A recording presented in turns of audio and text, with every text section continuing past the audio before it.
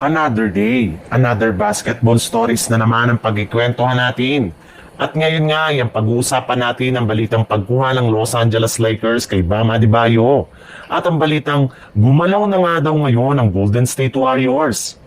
Ayon nga sa kalalabas pa lang na balita ng isang NBA insider, nakapagdesisyon na nga daw ang front office ng Miami Heat sa pangunguna ng kanilang president na si Pat Riley na hindi na nga daw po nila ibabalik pa next season ang kanilang kasalukuyang lineup at ang majority sa kanilang mga players. Sa madaling salita, sigurado na nga nagagawa sila ng trade as soon as bumukas na ang off-season.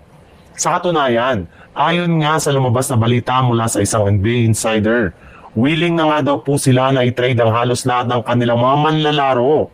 Yes, lahat. Maging si Bam Adebayo nga ay ipang-offer nila sa iba't ibang mga team para lamang makakuha sila ng mga bagong player na makakatulong next season.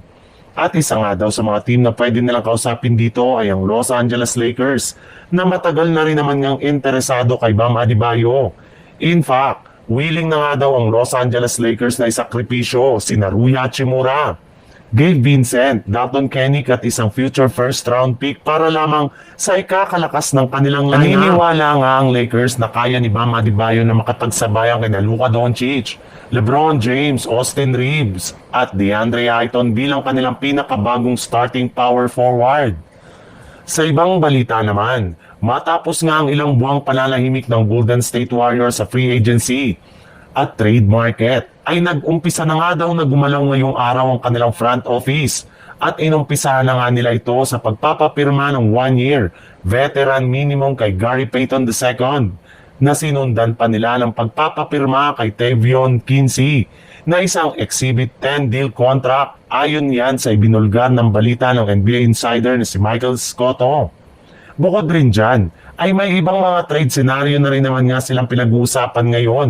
Kagaya na lang ng posibleng pagkuha nila kay Trey Murphy III mula sa New Orleans Pelicans. Simula nga nang maging available ito sa trade ay hindi na nga nagdadalawang isip ang front office ng Golden State Warriors na tumawag sa Pelicans para malaman kung paano nila ito makukuha ngayong off-season. As of now nga, ay plano na nilang i-offer sa Pelicans ang kanilang mga batang player na si Jonathan Kuminga at posible nga na madagdagan pa ito depende sa magiging request ng New Orleans sa mga susunod na araw. Kaya abang-abang na lang kayo kung eto na nga ang kauna-unahang trade na magagawa ng Golden State Warriors ngayong off-season.